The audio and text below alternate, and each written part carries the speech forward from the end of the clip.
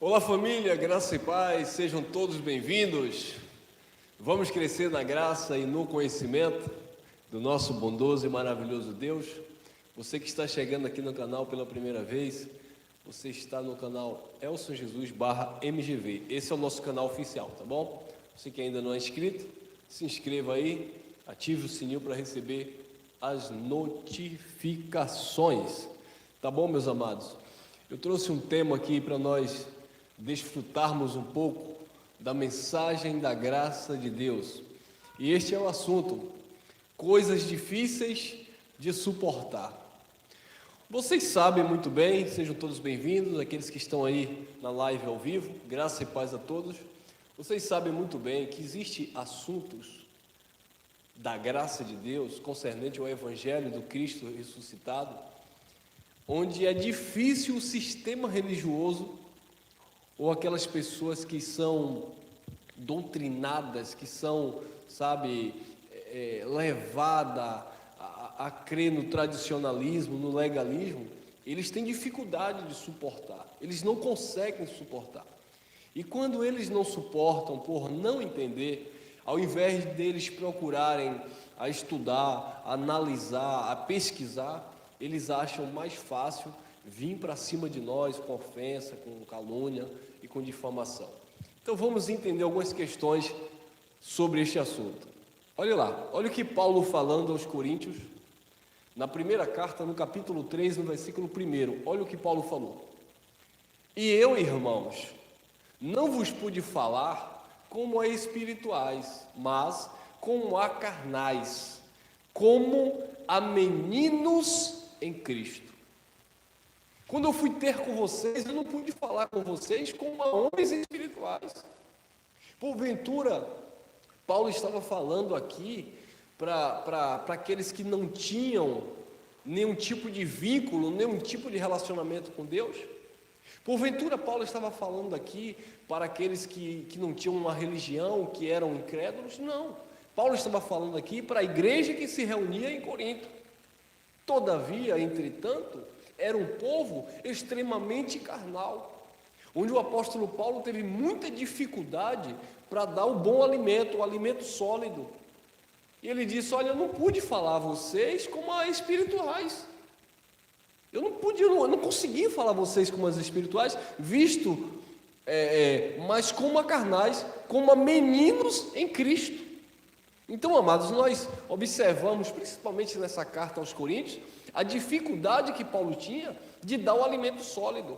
Essa igreja era uma igreja problemática, era uma igreja que havia discussões, eu sou de Paulo, eu sou de Apolo, eu sou de Cefas. Nesta igreja havia problema de promiscuidade sexual, onde o jovem se relacionava com a mulher do próprio pai. Esta igreja havia problema na questão da consciência de falar em outras línguas ou em outros idiomas. Eles queriam estar reunidos em um local onde todos se comunicavam numa só linguagem, ou seja, todos entendiam, não precisava falar em outros idiomas, mas eles estavam ali querendo se aparecer, usando os dons de Deus, mas em momentos que não era propício, que não era necessário. Por quê? Porque era uma igreja carnal. E assim nós estamos vendo hoje no nosso século, uma igreja carnal. A igreja, o sistema religioso tradicional, eles fazem aquilo que eles dizem que é de Deus, mas na verdade são coisas criadas, são frutos da religião. Então nós enfrentamos isso, amado, quando nós falamos do Evangelho da Graça, o Evangelho do Cristo ressuscitado, e encontramos essas pessoas que estão presas a misticismo, a óleo ungido, a vassoura, a lenço, a toalha. Então essas coisas são coisas produzidas pela religiosidade. Por quê? Porque eles não podem suportar o alimento sólido. O apóstolo Paulo, falando aos Hebreus, no capítulo 5, no versículo 12, ele diz: pelo tempo decorrido já era para vocês serem mestres, mas vocês não têm a mente exercitada, as faculdades exercitadas no conhecimento da palavra. Quer dizer, eles não estavam prontos para se alimentar do alimento sólido, mas eles estavam precisando ainda de quê? De leitinhos. Eles não estavam ainda maduros na fé, eles não tinham conhecimento da palavra e ainda dependia do leitinho. E assim estamos vendo hoje, igreja, filhos de Deus, que ainda depende do leitinho, 30, 40, 50 anos, mas precisa fazer a campanha, precisa fazer o desafio, precisa dar a oferta profética, precisa ir no monte, precisa pagar o preço, porque eles não valorizam a palavra da verdade, eles não creem no evangelho do Cristo ressuscitado. E Paulo disse: irmãos, quando eu fui ter com vocês, eu não pude falar como a espirituais, mas como a carnais, como a meninos em Cristo. Por que, Paulo? Olha lá, versículo 14, 1 Coríntios 2,14. Ora, o homem natural não compreende as coisas do Espírito de Deus, porque lhes parecem loucura, e não pode entendê-las, porque elas, as coisas de Deus, elas se discernem espiritualmente. O problema é que o religioso, e Paulo quando trata aqui do homem natural, ele não está falando do homem que não é evangélico, como a religião diz. Paulo está falando aqui daquele que está como igreja, se reúne ou até vai nas chamadas igrejas, mas não tem conhecimento de Deus. É o homem natural, ele age naturalmente. É aquele que pega a fita, é aquele que pega o pão e chama de corpo de Deus, é aquele que bebe a água orada achando que vai curar de enfermidades, é aqueles que participam desses truques evangélicos aí, em nome de Deus. Esses são, Paulo chama de homem natural, que não compreende as coisas do Espírito de Deus, porque lhes parece loucura, e não pode entendê-las, porque elas, as coisas de Deus, elas se discernem espiritualmente. Jesus falando em João 6,63, Jesus disse assim: as palavras que eu vos digo, são espírito e vida, a carne para nada presta.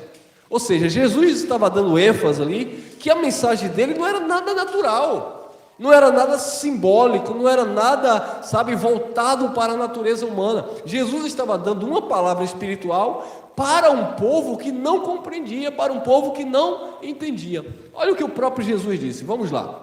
E o homem natural não compreende, olha lá. João, capítulo 16, versículo é o 12, venha comigo. Ainda tenho muito que vos dizer, mas vós não podeis suportar agora. Observe, amado, que Jesus tinha muito assunto para falar para o seu povo. Jesus tinha muito assunto para revelar para os discípulos, mas os discípulos, até mesmo aqueles 12 ali, propriamente dito, que andavam com Jesus, eles não estavam preparados para suportar, eles não conseguiam compreender. Então Jesus, visto que Jesus estava no pacto da lei ainda, cumprindo a lei de Moisés, Jesus ele não falava abertamente.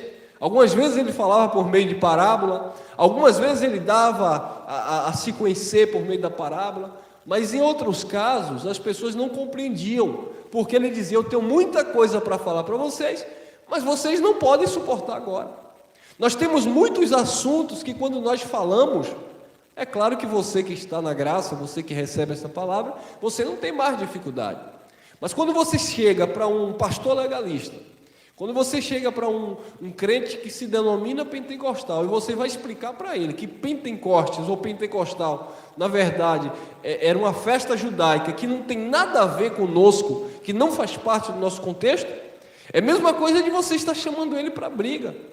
Por quê? Porque ele se sente no direito de defender, a sua liturgia religiosa. Ele diz que está na verdade absoluta, porque ele é o crente avivado, ele não é um crente morno, ele é isso, ele é aquilo. E quando você chega com a verdade, orientando, ensinando, falando, ele diz: você é um herege. Mas na verdade, eles não podem suportar esta palavra.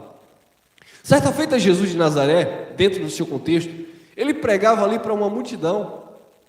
E depois o sermão começou a ficar duro. Jesus disse: se vocês não comerem da minha carne e do meu sangue, vocês não têm parte comigo. E ao decorrer do assunto, nós vamos falar um pouco, diz que a multidão abandonou Jesus e saiu. E Jesus perguntou: e vocês não querem ir não? Falando com os apóstolos. Pedro disse: para quem iremos? Só o Senhor tem palavra de vida eterna. E por que foi que aquelas pessoas saíram? Porque as pessoas disseram: duro é esse discurso, dura é essa pregação, quem pode suportar? A pregação da graça, o sistema religioso não suporta, porque vai de encontro à prática do dízimo, vai de encontro às práticas, sabe, dos jejuns, do paga-preço, do desafio com Deus. Então, a mensagem da graça, que glorifica a Cristo, que mostra quem nós somos em Cristo e mostra quem Deus é de fato em nossas vidas, o sistema religioso não suporta. Meus amados, por você falar a verdade, você vai desagradar muito daqueles que se dizem irmãos em Cristo. Paulo disse: se fosse para agradar os homens, eu não seria servo de Cristo. E sobre esta palavra nós mantemos a nossa confissão. Nós não estamos aqui para agradar o irmão da igreja X, da igreja Y. Nós estamos aqui para agradar Cristo dentro do possível, porque somos falhos, mas mediante o conhecimento da palavra de Deus. Mas Jesus já dizia isso aqui, ó: ainda tenho muita coisa que vos dizer, mas vós não podeis suportar agora. Tem mais? Tem. João 13, 6. Aproximou-se, pois, de Simão Pedro, que ele disse: Senhor, tu lava-me os pés a mim? Então Jesus se aproximou de Simão para lavar os pés, naquele ato de o lavar dos pés. E Pedro disse: Senhor, tu lava-me a mim? Você vai lavar os meus pés? E Jesus disse: sim, eu vou ter que te lavar. Se eu não te lavar, você não tem parte comigo. É o que aconteceu. Respondeu Jesus e disse-lhe: o que eu faço não sabes tu agora, mas tu saberás depois. Então aquilo que Jesus estava fazendo ali, Pedro não sabia. Pedro não pôde suportar aquela palavra. Pedro não estava pronto para aquela palavra. Pedro não estava com a mente exercitada no conhecimento da verdade para receber aquela palavra no seu espírito. Pelo contrário, Pedro ali estava agindo como um homem natural que não discernia as coisas do espírito. Porque essa mensagem aqui que Cristo estava dando para ele era uma mensagem que tinha um intuito espiritual, mostrar para Pedro ou para os demais que estavam ali que eles deveriam agir com humildade, como o mestre, que era mestre, agir com eles.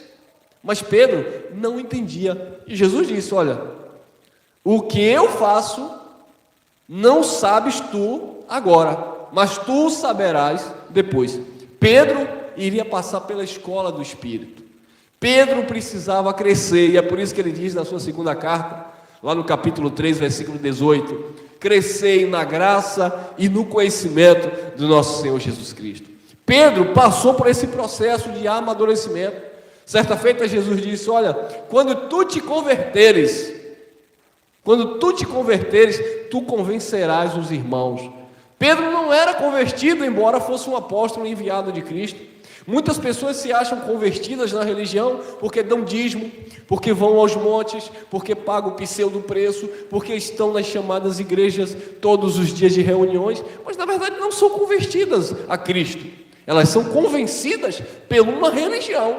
Porque quando a palavra chega, a palavra revelada chega, a palavra do conhecimento chega, a palavra que é espírito e vida chega, elas não podem suportar. Olhe lá, João capítulo 6, versículo 51. Acompanhe comigo. Eu sou o pão vivo que desceu do céu. Olha o que Jesus estava falando. Eu sou o pão vivo que desceu do céu. Se alguém comer deste pão, viverá para sempre. E o pão que eu der é a minha carne, que eu darei pela vida do mundo.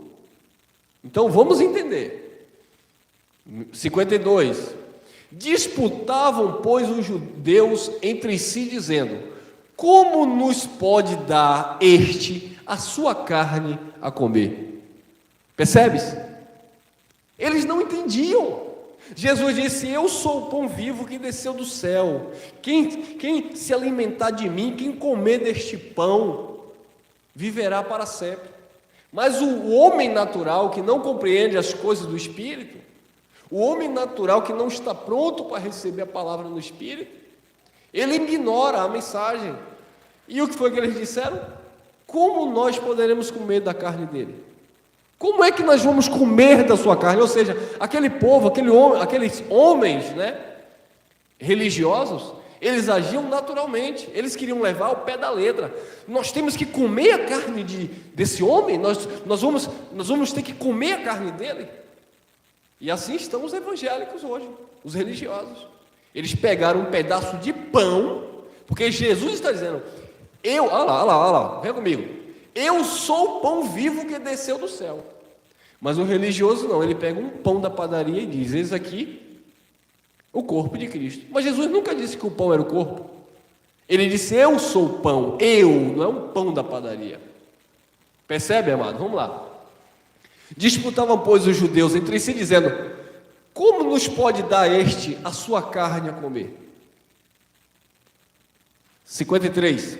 Jesus, pois, lhes disse, na verdade vos digo, que se não comerdes a carne do Filho do Homem e não beberdes o seu sangue, não tereis vida em vós mesmos. Se vocês não comerem a carne do Filho do Homem, se vocês não beberem do sangue do Filho do Homem, vocês não têm vida em si mesmo. Então, como eu falei, isso é uma mensagem espiritual que eles não entendiam. Eles não podiam suportar coisas difíceis de suportar.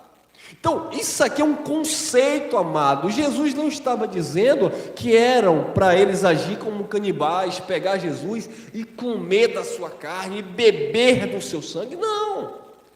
Isso era um conceito, a mensagem aqui ela tinha um intuito de alcançar, de mostrar que comer a carne de Jesus e beber do seu sangue, nada mais era do que estar junto a Jesus, de crer na sua mensagem, de crer no seu sacrifício, de receber aquilo que Jesus tinha para dar para o seu povo. Coisa essa que muitos rejeitaram. Ele veio para os seus, mas os seus não receberam. Por quê? Porque era coisa difíceis de suportar. Olha lá, 54. Quem come a minha carne e bebe o meu sangue, tem vida eterna. Quem come a minha carne e bebe o meu sangue, tem a vida eterna. E eu o ressuscitarei no último dia. O último dia aqui está falando do dia do juízo, que aconteceu em 70. A vinda, a parousia de Cristo, não tem nada a ver com o apocalipse futuro, que os futuristas lançam lá para não sei quando. E vivem aí, perdidos, pior do que cego, em tiroteio. Então, queridos, quem come a minha carne e bebe do meu sangue, tem vida eterna, vírgula. Bom, se o evangélico, como eu e você, antes, nós tínhamos a ideia de que comer um pedaço de pão da chamada Santa Ceia e beber um copo de suco era isso aqui, então também nós estávamos errados. Porque Jesus está dizendo aqui, quem come a minha carne e bebe o meu sangue, tem vida eterna. Então vocês que comem um pedaço de pão na chamada igreja e bebem o suquinho dizendo que é o sangue de Jesus, vocês vão ter que dar o jeito de vocês, porque tinha que comer da carne e beber do sangue, se é para interpretar o texto ao pé da letra. Mas como não é para ser interpretado ao pé da letra, não é para ser interpretado no sentido literal, como os judeus estavam interpretando, porque são palavras difíceis, assuntos difíceis de suportar. Não é também para você comprar um pão e partir e dizer que ali é o corpo de Cristo, porque também não é. Porque no ato da Páscoa dos judeus, ali era uma simbologia, Jesus estava apontando para o seu sacrifício que verdadeiramente iria acontecer, e o seu sangue verdadeiramente seria derramado, e a sua carne verdadeiramente seria dada pelo povo. Tem mais? Olha aí, João 6,55. Porque a minha carne verdadeiramente é comida, e o meu sangue verdadeiramente é o quê? É bebida. Agora eu pergunto para você, você religioso, você que come o pão na chamada ceia do Senhor e bebe o suco, você come verdadeiramente a carne e você bebe verdadeiramente o sangue do Senhor? Não. Então isso é misticismo religioso, texto interpretado no sentido literal e natural. E aí, o homem natural, que é o religioso, que não conhece a palavra, que não conhece a manifestação e a revelação do Espírito, ele não discerne, porque as coisas do Espírito, para essas pessoas, lhes parecem loucura. É loucura você É loucura para muitos, você que diz assim: eu não preciso de um templo para adorar a Deus. É loucura para muitos você dizer assim: eu não preciso comer um pedaço de pão para ter comunhão com Deus. É loucura para muitos dizer: o dízimo não se aplica à igreja, o dízimo era para os judeus. Eles vão dizer que você está roubando a Deus, que você é um desigrejado, que você não tem comunhão com o Senhor. É loucura para muitos você dizer que a água do batismo era transitória, que o que impera em nossas vidas é o batismo com que fomos batizados do Espírito, e não mais das águas, que era transitória, que era passageiro, que era simbólico. É loucura, porque o homem natural, ele não compreende as coisas de Deus, porque para ele lhes parece loucura. Infelizmente, coisas difíceis de suportar. Olha lá, João 6,56. Quem come a minha carne e bebe o meu sangue, permanece em mim e eu nele. Olha, se você não comer o corpo de Cristo, se você não beber o cálice de sangue, você não tem comunhão com o Senhor. Mas Jesus não estava falando nada de pão. Tanto é que o contexto aí, amado, quando Jesus fala em João 6,27, Jesus estava falando porque ele estava multiplicando os pães e as pessoas estavam seguindo por causa da multiplicação de pães. E ele disse trabalhar, e não pela comida que perece, mas pela comida, falando dele, que permanece para a vida eterna, a qual o Filho do Homem vos dá. E qual era a comida que o Filho do Homem estava dando? Era um outro pedaço de pão? Não. Ele disse: olha, os vossos pais comeram maná no deserto e morreram, mas aquele que se alimentar de mim, ele tem vida e vida eterna, porque eu, Jesus falando, sou o pão da vida. Então a mensagem do pão da vida, a mensagem da vida eterna, era crer nele e não crer em um, é lamentável, né? Em um pedaço de pão que o padeiro fez. É complicado, coisas difíceis de suportar. 6,57. Assim como o Pai que vive me enviou, e eu vivo pelo Pai, assim quem de mim se alimenta também viverá por mim. Quem de mim se alimenta. Como é que você vai se alimentar de Deus? É comendo um pedaço de pão? É bebendo um copo de kisuke? Não. Você vai se alimentar de Deus quando você se alimenta do pão da vida, da palavra revelada, a palavra digna de toda aceitação, palavra essa que não volta vazia, palavra essa que prospera para aquilo que Deus enviou, palavra essa que sara, que cura as nossas almas, que mostra verdadeiramente a nossa posição em Cristo, de abençoado, de salvo, de perfeitos no Senhor. Esta é a palavra que me alimenta, a palavra que diz que não há condenação sobre a minha vida, a palavra que diz que você já reina em vida por Cristo Jesus. Esse é o alimento, essa é a palavra que nos alimenta. Assim como o Pai que vive me enviou e eu vivo pelo Pai, assim quem de mim se alimenta também viverá por mim. E nós vivemos por Ele, porque nos alimentamos dEle. Quem recebe essa palavra? Olha lá, João 3,3. Olha aí, olha outra ação do homem natural aqui, ó. Jesus respondeu e disse-lhe: na verdade, te digo, que aquele que não nascer de novo, não pode ver o reino de Deus. Disse-lhe Nicodemos: como pode um homem nascer sendo velho? Pode porventura tornar a entrar no ventre de sua mãe e nascer? Jesus estava falando de um nascimento mediante o conhecimento da palavra.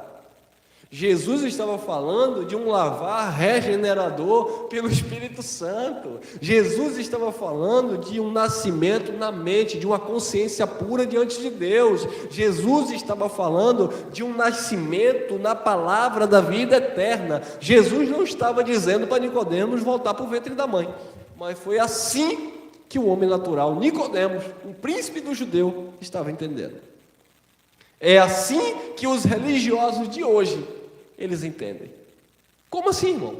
Nascer da água e do Espírito, nascer de novo, é ser batizado nas águas. Não, Jesus não falou isso. Ah, não, mas nós interpretamos porque dá essa ideia. Não tem nada dessa ideia. Mas, infelizmente, é uma palavra difícil de ser aceita, é difícil de suportar.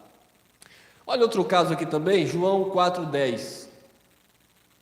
Jesus respondeu e disse-lhe: se tu conheceras o dom de Deus, e quem é que te diz, dá-me de beber, tu lhe pedirias e ele te daria água viva. 11.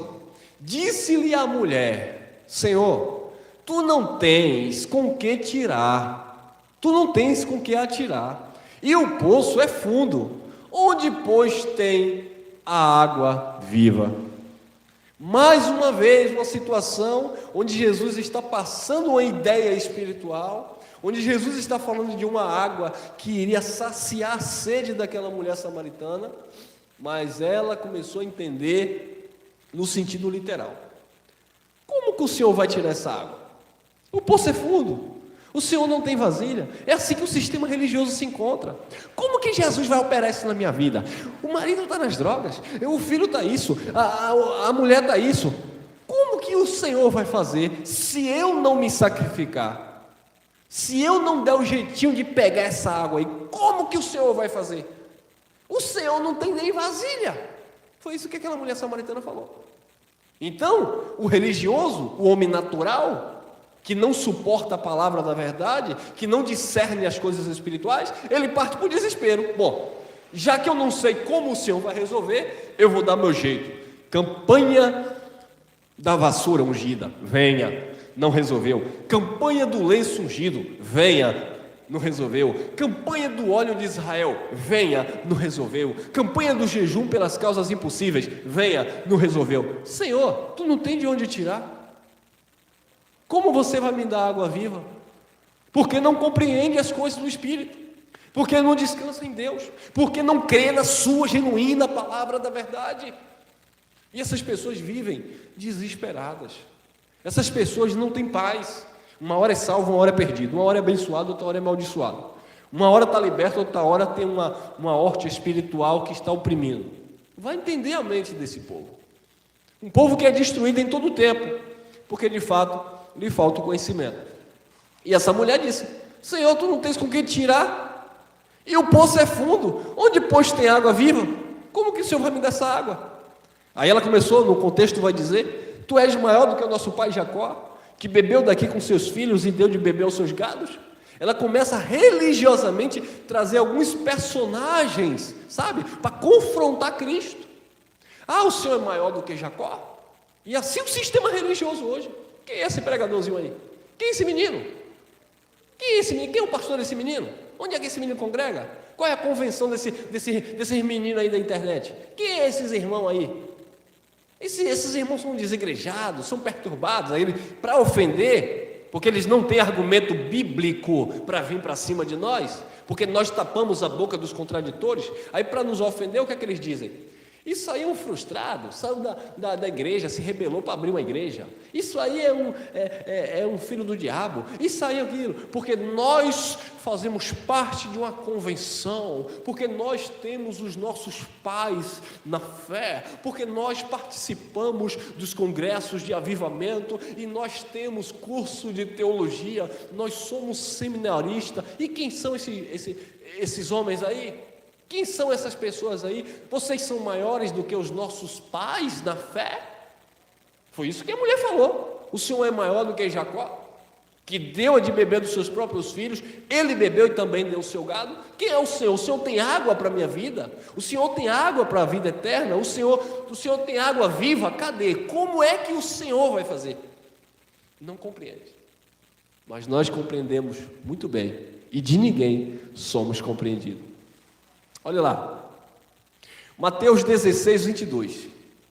E Pedro, tomando de parte, começou a repreendê-lo, dizendo: Senhor, tem compaixão de ti, de modo nenhum te acontecerá isso. Jesus, ali em um relato com os discípulos, começou a falar que convinha que ele fosse preso e morresse, e ressuscitasse ao terceiro dia, porque esse foi o propósito. Mas Pedro, ao mesmo tempo que Jesus o elogiou, porque no contexto Jesus pergunta: quem dizes os homens que eu sou? E aí os discípulos disseram: um diz que você é um profeta, outro diz que você é um Jeremias ou um Elias. Aí Jesus olha para ele e diz: e vocês? Quem dizes que eu sou? Aí Pedro diz: tu és o Cristo, o ungido do Deus vivo, o Filho do Deus vivo. Aí Jesus diz: não fostes carne nem sangue que te revelaste, mas o Pai que estás no céu. Então Pedro começou: glória, eu fui usado agora pelo Pai que estás no céu. Mas de repente Pedro começou a entrar na carne. Ao mesmo tempo que Pedro deu uma palavra de conhecimento, ao mesmo tempo que Pedro foi ali usado pelo próprio Deus, pelo próprio Espírito, para reconhecer a divindade de Cristo, para reconhecer, sabe, aquela pessoa que estava ali à sua frente, ele já começou agora a entrar na carne, no emocionalismo. Jesus disse: eu vou morrer, vou ressuscitar o terceiro dia. Não, Senhor, vem cá. Está repreendido, Senhor. Ele repreendeu o Senhor, dizendo: Senhor, tem compaixão de ti, de modo nenhum te acontecerá isso. Quando Jesus ouviu isso, resposta de Jesus, Mateus 16, 23. Ele, porém, voltando-se, disse a Pedro. Disse a quem? A Pedro: para trás de mim, Satanás. Satanás é um adjetivo que quer dizer meu adversário. Para trás de mim, adversário, ou um opositor. Foi isso que Jesus disse para Pedro. Jesus não repreendeu nenhum ser espiritual. Jesus repreendeu Pedro, porque Pedro estava agindo como um adversário. Para trás de mim, Satanás, que me serve de escândalo. Ah, não, é porque vocês não entendem que nesse momento o diabo se apoderou de Pedro, aleluia, de canto nébia, e aí Pedro ficou totalmente endemoniado e começou a ser usado por Satanás. Não, Jesus repreendeu Pedro, chamou Pedro de Satanás, de um adversário. Para trás de mim, Satanás, que me serve de escândalo, porque não compreende as coisas que são de Deus, não compreende, não pode suportar, mas só as que são dos homens. Não são as que são das trevas, dos demônios, dos capetas, não, só conhece, só compreende as coisas dos homens. O homem natural, ele não compreende as coisas do Espírito. E Jesus repreendeu Pedro por causa desta atitude. E aqui eu encerro, amados, é só uma reflexão. Colossenses capítulo 1, versículo 9. Olha o que Paulo diz, que coisa linda, ó. Por esta razão, nós também, desde o dia em que ouvimos, não cessamos de orar por vós e de pedir que sejais cheios do conhecimento da sua vontade, em toda a sabedoria e inteligência espiritual. Paulo orava. Paulo não orava para Deus dar um carro para ele. Paulo não orava para Deus dar uma casa na praia. Paulo não ficava orando por coisas fúteis. As orações de Paulo, a comunicação de Paulo, o diálogo de Paulo com Deus, a oratória de Paulo com Deus, a fala de Paulo com Deus, a nossa fala com Deus deve estar em linha com a vontade de Deus e tem que ser algo que parte do próprio Espírito, não é algo forçado, não é algo maquiado, não é algo criado nas nossas emoções carnais, tem que ser algo que de fato venha produzir espiritualidade, venha nos dar maturidade. E Paulo orava. E ele dizia: olha, por esta razão nós também, desde o dia que ouvimos, não cessamos de orar por vós e de pedir. Paulo pedia, ou não pode pedir a Deus? Eu não pedi a Deus, vou pedir a quem? Eu só peço a Ele. E de pedir que sejais cheios do conhecimento da sua vontade, em toda a sabedoria e inteligência, o quê? Natural? Científica? Carnal? Não, espiritual. Será que todo mundo já conhece a graça? Claro que não. Somos grãozinhos nesse oceano de sistema religioso. Será que eu não preciso mais, ou não devo mais pedir? Eu peço que Deus dê inteligência espiritual. Talvez para você que entrou aí pela primeira vez, talvez para você que esteja no sistema religioso pagando preço, talvez para você que não suporta esta palavra. A minha oração e a minha petição ao Pai é que Deus te dê inteligência espiritual, que Deus abra a tua mente. Por isso que Paulo, falando na carta aos Efésios, capítulo 1, versículo 17, ele disse que ele pedia a Deus para que o Deus nosso Senhor Jesus Cristo, Pai da glória, vos dê o espírito de sabedoria e de revelação. Que haja revelação na tua mente, que haja conhecimento de Deus na tua alma, que haja, sabe, um impacto da graça de Deus no teu coração e que você de fato venha viver o conhecimento, a sabedoria e a inteligência espiritual que vem da parte do Pai, tá bom? Graça e paz, fica com essa mensagem aí. No momento eu não estou gravando mensagem na minha casa, tá? Eu tive que fazer uma mudança, mudei de casa recentemente e a gente não conseguiu instalar aí uma internet boa, estamos aí trabalhando para isso. Em breve eu volto com os quadros Mente de Cristo. Por enquanto, eu vou estar revezando aqui com vocês. Amanhã, não vou garantir, talvez estarei com vocês aqui às 17 horas, mas sábado, por certo, estarei também, e no domingo com aquela mensagem para impactar nossa alma. Graça e paz, beijo no coração, estamos juntos. Mais tarde, por certo, tem mais mensageiros da graça aí com mensagens impactantes para as nossas almas. Beijo, graça e paz.